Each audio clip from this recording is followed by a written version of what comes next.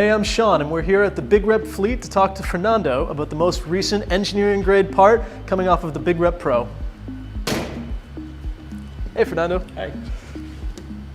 This is a wing printed with PA666, an engineering grade material from BigRep's line of filaments made to work like nylon. Here you can see a side-by-side comparison of the BigRep PRO and the BigRep ONE printing the same part. The BigRep PRO is using MXT technology and printing with PA666, whereas the BigRep ONE is using our power extruder and printing with PRO HT. The BigRep ONE is already faster than most large format printers on the market, but as you can see, the BigRep PRO is printing even faster at twice the speed with this engineering grade material.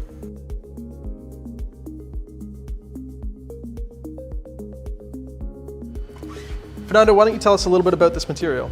So this material is PA666.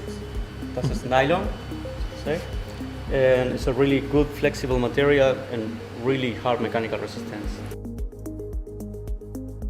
PA666 and the BigRep PRO's MXT technology is just the most recent in BigRep's advanced industrial solutions.